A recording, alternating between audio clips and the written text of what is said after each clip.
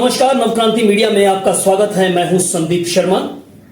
दिल्ली की सरकार, अरविंद केजरीवाल की सरकार, आतिशी की सरकार अपने आप को पूर्वांचल के लोगों का बहुत बड़ा शुभचिंतक वो कहती है, वो दावा करती हैं। और आज मेरे साथ मुनीश कुमार गौड़ हैं। वो बताएंगे आपको कि कितने बड़े समर्थक और कितने बड़े हित चिंतक, शुभ चिंतक जो हैं वो पूर्वांचल के लोगों के साथ में हैं। पूर्वांचल के लोग जो दिल्ली के शहर में, दिल्ली के विकास में एक अहम भूमिका निभाते हैं और बहुत सारे लोग जो हैं उसमें कंस्ट्रक्शन वर्कर का काम करते हैं, यानी कि भवन निर्माण का काम करते हैं, सड़कें बनाते हैं, बड़ी बड़ी इमारतें बनाते हैं और दिल्ली की स्लम बस्तियों में रहते हैं, झुग्गियों में रहते हैं, अनऑथराइज कॉलोनीज में रहते हैं। उनकी आर्थिक स्थिति को आप बहुत अच्छी तरह से जानते हैं। इसमें बड़ी संख्या के अंदर लोग हैं। लेकिन आज पूरा का पूरा कागजों का पुलिंदा लेकर बैठे हैं ज्वाइंट लेबर कमिश्नर, जो कि कभी दिल्ली सरकार में जो थे और उन्होंने सरकार में रहते हुए जो इन लोगों के जो पैसा था उसकी बंदर बांट की। और किस तरह से बंदर बांट की, इसका पूरा का पूरा जीता जागता उदाहरण जो है ये दस्तावेज हैं। ये इतने बड़े दस्तावेज हैं जिसे अरविंद केजरीवाल, आतिशी की सरकार, दिल्ली की सरकार जो है वो नकार नहीं सकती है। अब इन दस्तावेजों में कितना दम है वो Manish Kumar Gaur, joint labour commissioner, जो कि रिटायर हुए हैं दिल्ली सरकार से ही, अपने ही सरकार के खिलाफ रहते हुए उन्होंने कहा था कि ये नहीं चलेगा। और इन्हीं से बात करते हैं। उन्होंने खुलासा किया था और आज कुछ और दस्तावेज लेकर जो है वो आज उन्होंने एक प्रेस वार्ता जो है वो कॉन्स्टिट्यूशन क्लब में की है। उन्हीं से बात करते हैं। गौड़ साहब, आपका बहुत बहुत स्वागत है एनके न्यूज में।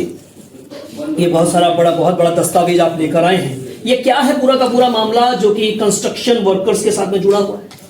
देखिए, जब अन्ना के आंदोलन से ये शुरुआत हुई थी तो हमने सबने विश्वास किया था कि ये कुछ करके करेंगे जनता के लिए, जनसाधारण के लिए। बड़ी ईमानदारी की बात की थी। लेकिन जो हमारे समक्ष अब आ रही हैं चीजें, और पहले से आ रही हैं, ये मैं, क्योंकि I was there in the labour department for 32 years.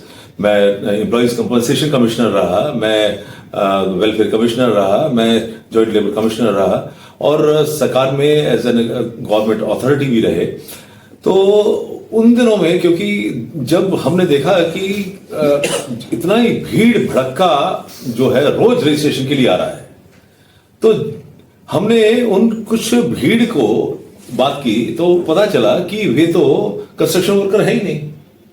और उनको ये कहा गया है कि उनको अगर मजदूर लिखकर या हेल्पर लिखकर या इलेक्ट्रीशियन लिखकर या प्लम्बर लिखकर कुछ पैसा मिल जाएगा तो वो हम आपके फॉर्म भरवा देंगे। तो ये शुरुआत होती है 2014-15 में, जब इनकी सरकार आती है। इन्होंने देखा कि पैसा बहुत है। उस वक्त करीब 1800 करोड़ रुपया था। 1800 करोड़ फंड के अंदर था। ये फंड जो होता है इकट्ठा कैसे होता है, जितने भी निर्माण के कार्य होते हैं उसमें 1% जो कंस्ट्रक्शन का होता है, सपोज 100 करोड़ की कंस्ट्रक्शन हुई तो 1 करोड़ रुपया इस फंड में जाता है, कंस्ट्रक्शन फंड में।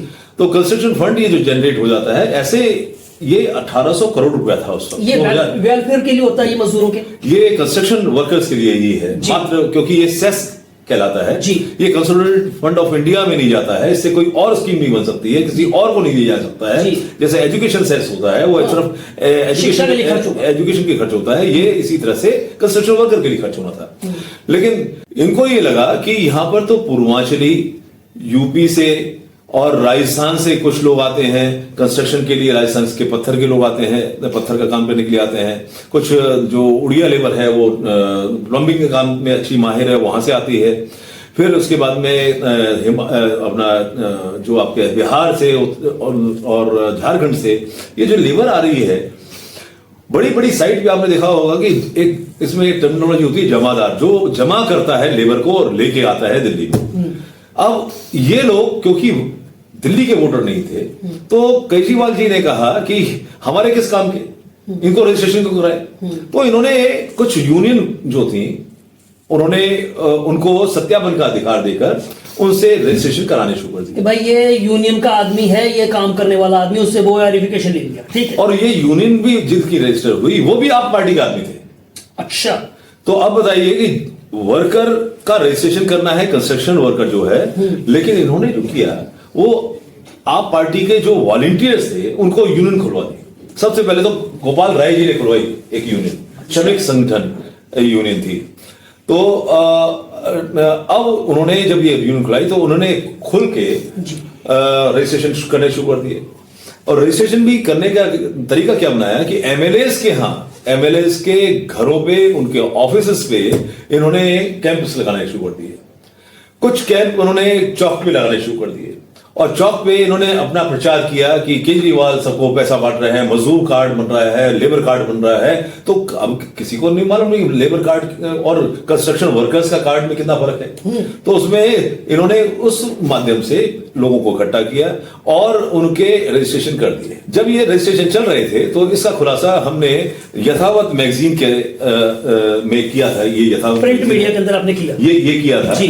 और कोई उस वक्त कहा जाता है कि मीडिया को एडवर्टाइजमेंट इतना जाता था कि कोई भी इसको खबर को लेने को तैयार नहीं था। अच्छा, काफी लोग आए, उनको हमने कागज भी दिए, बताया भी कि कुछ घोटाला चल रहा है। तो ये घोटाला कहीं किसी और पब्लिशिंग हाउस में जो नहीं आया।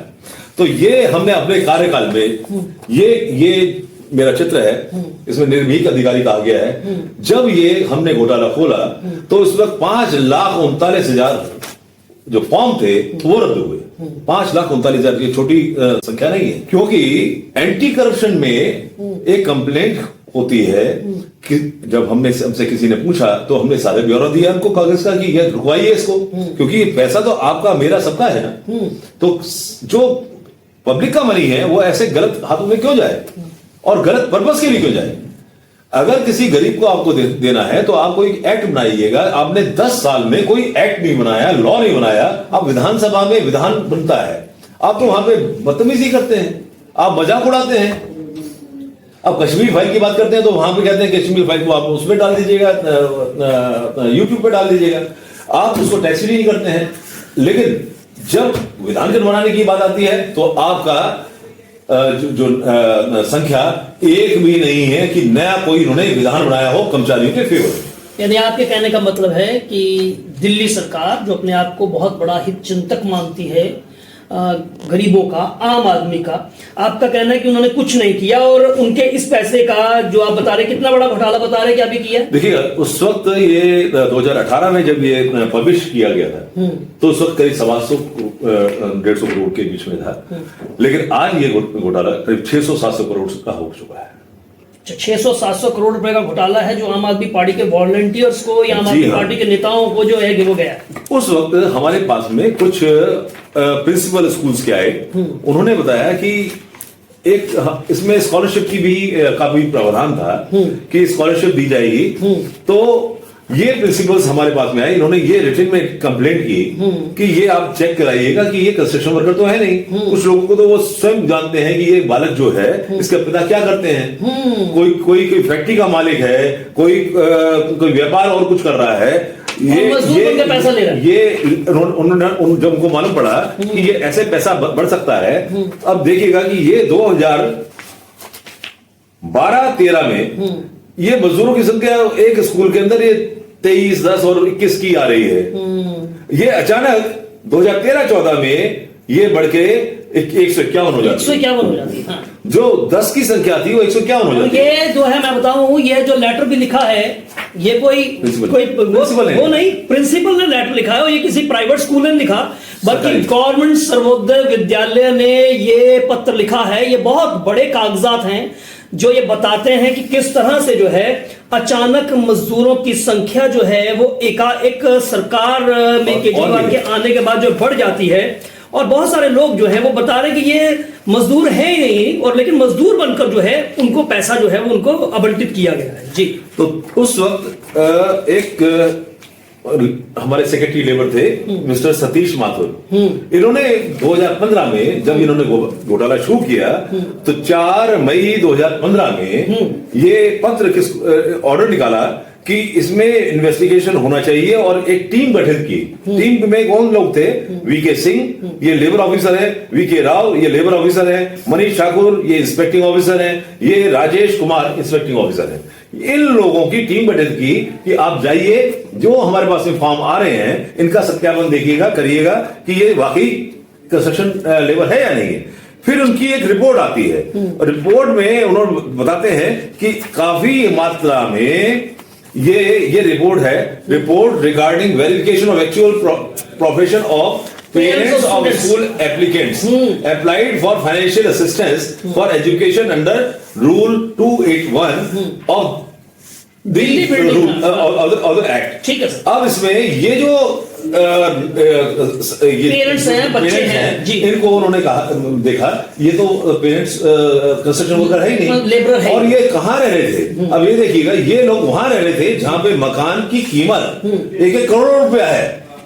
बहुत बढ़िया, समझ में आ रहा है पूरा का पूरा। ये आप समझिए, बड़े आसान शब्दों में समझिए, स्कूल में पढ़ने वाले बच्चे जिनको ये फाइनेंशियल असिस्टेंस दी जाती है वो मजदूर है ही नहीं, जिन मकानों में रह रहे हैं उनकी कीमत जो है वो अच्छी खासी है। ये साल 2015 के अंदर जो है ये सब चीजें तब भी ये चल रही है, ये वेरिफिकेशन उसके बाद आती है। तो इस ग्राउंड पे ये 18 की है, सॉरी ये 2018 की रिपोर्ट है। मैं बताता हूं, 2015 में जब एंटी करप्शन में मामला चला जाता है तो 2018 में 3 वर्ष बाद एंटी करप्शन डिपार्टमेंट जो उनके अधीन है, जो होम डिपार्टमेंट है दिल्ली गवर्नमेंट का, उसके अधीन काम करते हैं यहाँ के कर्मी, उन्होंने एक ये लेटर लिखा किसको, chief vigilance officer labour department को। क्या क्या कहते हैं, ये लेटर किसने लिखा जी? ये 7 फरवरी 18 का है। ये लेटर लिखा assistant commissioner of police anti corruption branch ने। ये इनका कहना है, in view of the above fact and circumstances you are here therefore requested to approach local police station for appropriate necessary legal action for each individual case at local police. अब बताइएगा, उससे पहले क्या कर रहे हैं यहाँ पे, हालांकि एंटी करप्शन में एक SHO बैठते हैं और वहां पुलिस स्टेशन होता है, ये केस असल में वही रजिस्ट्रेशन हो जाना चाहिए था।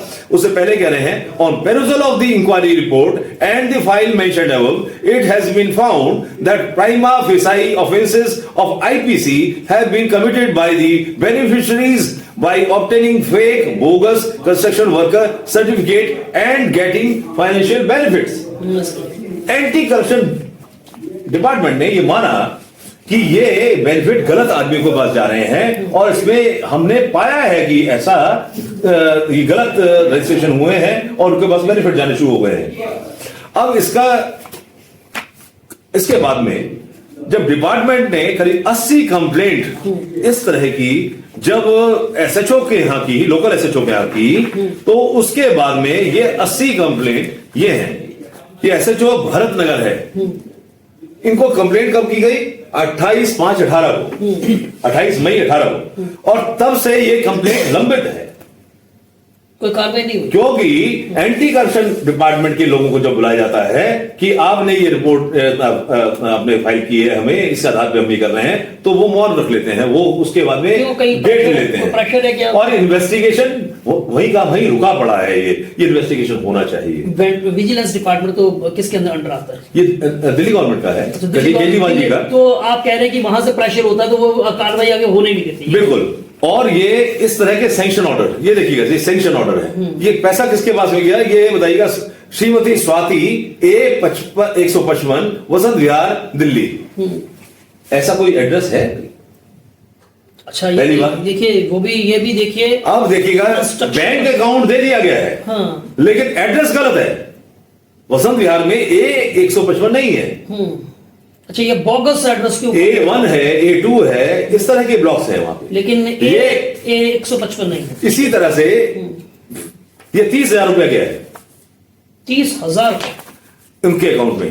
अब होता क्या है, इसी तरह से और कुछ भी आपको दिखाते हैं। ये है राजुद्दीन RZ 11/234 गली number 4 Jagdamba Vihar west Sagarpur south west Delhi. अब ये इनके पास में पहुंचते हैं 56,855 रुपए। मैं समझ गया आपकी बात। देखिए, ये पूरा का पूरा बहुत लंबा पुलिंदा इनके पास है, एक नहीं है, बहुत सारे हैं। आप जाइए, रजिस्ट्रेशन करवाइए, एक यूनियन से जो है वो वेरीफाई करवा लीजिए कि आप लेबर हैं, आप कंस्ट्रक्शन वर्कर हैं, आपने सर्टिफिकेट लिया, आपने डिपार्टमेंट में दिया, और वहां पर वो बेशक पार्टी के कार्यकर्ता है, पार्टी के वॉलेंटियर्स हैं, और किसी के खाते में 50,000, किसी के 60,000, किसी के 30,000, और ये मिलना पैसा किसको था? आसान शब्दों में समझिए, ये पैसा मिलना था वो जो असल में लोग हैं उनको तो इसका बेनिफिट नहीं मिल पा रहा, और ऐसे लोग जो व्यापारी हैं, जिनका काम धंधा ठीक ठाक है, या जो खाली बैठे जो है, बाकी का धंधा जो है उनका राजनीति से चलता है, ये उस तरह से इनका आरोप है। और ये देखिए, ये एक सरकारी पद पर रहे हुए व्यक्ति हैं, जब इन्होंने ये गड़बड़ घोटाला देखा उस समय भी इन्होंने आवाज उठाई, लेकिन उनका कहना है कि उस समय इस खबर को जो है वो तरजीह जो है वो नहीं दी गई। अब फिर वो इस मुद्दे को उठा रहे हैं। अब ये एक और मुद्दा है, एसएचओ मोतीनगर को कंप्लेंट जाती है, ये कंप्लेंट जो है बसई दारापुर में एक फैक्ट्री चल रही है, उसके बच्चे को 10,000 रुपए महीने की स्कॉलरशिप दी जाती है। मैं समझ गया, ऐसे बहुत सारे मामले हो सकते हैं। फैक्ट्री मालिक का बच्चा जो है वो भी इसमें फायदा ले रहा है। ये वही है कि जो जिनको चाहिए, जिनके लिए ये योजनाएं बनाई गई हैं, उनको तो योजनाओं का लाभ नहीं मिलता है, बल्कि योजनाओं का लाभ ऐसे लोग उठाते हैं जो सक्षम हैं, जो साधन संपन्न हैं, और जो गरीब के बच्चे हैं, जो साधन विहीन हैं, जिनको वाकई ये इसका फायदा मिलना चाहिए, ये फायदा उन तक नहीं पहुंच पाता है। और ये एक बहुत बड़ा खुलासा जो है ये करते हुए, जब ये मामला हम उठा रहे थे 2017 में हमने उठाना शुरू किया, तो उस वक्त यूनियन जो थी, आप पार्टी की यूनियन, उनमें 4 व्यक्तियों ने हमारे ऊपर अटैक तक किया। इसकी एफआईआर ये है, जिन 4 यूनियन के खिलाफ, सोकॉल्ड यूनियन, इनके पीछे कोई 4 आदमी नहीं है, ये सिर्फ 2 आदमी पेपर में यूनियन बनी हुई है, यूनियन पेपर पे है। इनसे कहा जाए कि आप कंस्ट्रक्शन वर्कर को खड़ा कीजिएगा हमारे सामने, ये किसी कंस्ट्रक्शन वर्कर को खड़ा नहीं। जब आप अधिकारी तब आपके ऊपर अटैक हुआ जी, और ये अभी भी 30 हज़ारी कोर्ट में लंबित है मामला, और ये 4 यूनियन के खिलाफ है जो आप पार्टी की यूनियन थी, उनसे संबंध रखती थी। इसी तरह से कुछ जब ये सब मामला चल रहा था, अटैक होने के बाद में अधिकारियों ने चिट्ठी लिखी, किसको? सेक्रेटरी लेबर को। कॉपी किसको दी? लेफ्टिनेंट गवर्नर को, चीफ सेक्रेटरी को, मंत्री जी को, कि ये हम इसमें लिप्त नहीं होना चाहते हैं। ये क्योंकि यहां पर डिटैच, हमें इसमें कहा जा रहा है, detachment of officers and officials of labour department from Delhi building and other construction board, function of registration and renewal of beneficiaries card and processing of the claims, हमें इसमें से हटा दिया जाए। देखिए, मैं अब एक चीज अब देखिएगा कि क्या कभी इतने अधिकारी इस तरह से हस्ताक्षर करके ये कह सकते हैं कि हम काम नहीं करेंगे? काम क्यों नहीं करेंगे? इतना डर दिखा दिया गया। नहीं, ये इसमें कह दिया गया कि ये करप्शन हो रही है, यहां पे हम नहीं काम करेंगे। अच्छा, क्योंकि ये बोर्ड का मामला है, तो आप बोर्ड के नहीं, बोर्ड के अधिकारियों से काम कराइए। हम श्रम विभाग के अधिकारी हैं, हमें काम क्यों सौंप दिया है? अच्छा। और आपकी जानकारी के लिए, आज तक बोर्ड के पास में आज 4500 करोड़ रुपया है, लेकिन एक भी रेगुलर वर्कर यूपीएससी या स्टाफ सिलेक्शन बोर्ड से इन्होंने रिक्रूट नहीं किया है, और ये सेक्शन 19 का वायलेशन है। सेक्शन 19 क्या कहता है? Secretary and other officers of board, the board shall appoint a secretary and such other officers and employees as it considers necessary for the efficient discharge of its function.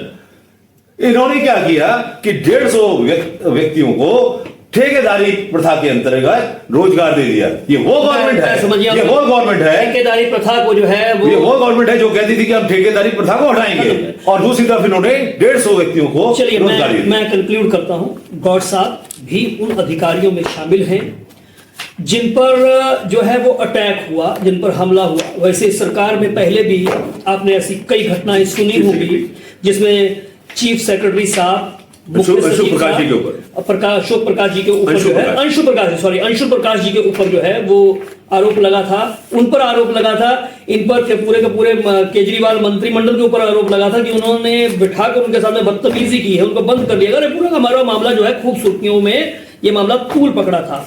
बहुत सारे ऐसे अधिकारी इसलिए हाथ खड़ा कर देते हैं कि भैया ये लीगल काम है, हम इस काम के अंदर शामिल नहीं होंगे, भाई कल इंक्वायरी होगी, वेरिफिकेशन होगी, हम फंस जाएंगे, कल इस चीज की जांच होगी। लेकिन साहब राजनेता हैं तो राजनेताओं को तो इस बात का डर नहीं होता ना, उनको तो भाई किसी ना किसी तरह से चुनाव लड़ने हैं, तमाम चीजें हैं, तो वो इस तरह की चीजें जो है वो सामने जो है वो देख सकते हैं कि पूरा जो घालमेल गड़बड़ घोटाला जो है वो किस तरह से होता है, किस तरह से जिन लोगों को फायदा मिलना चाहिए उनको फायदा नहीं मिला है। और आज इसका खुलासा जो है वो मुनीश कुमार गौड़ जो है वो करते हुए दिखाई दे रहे हैं। अब हालांकि आने वाले दिनों के अंदर इसका क्या असर होता है वो देखने वाली बात होगी। संदीप शर्मा।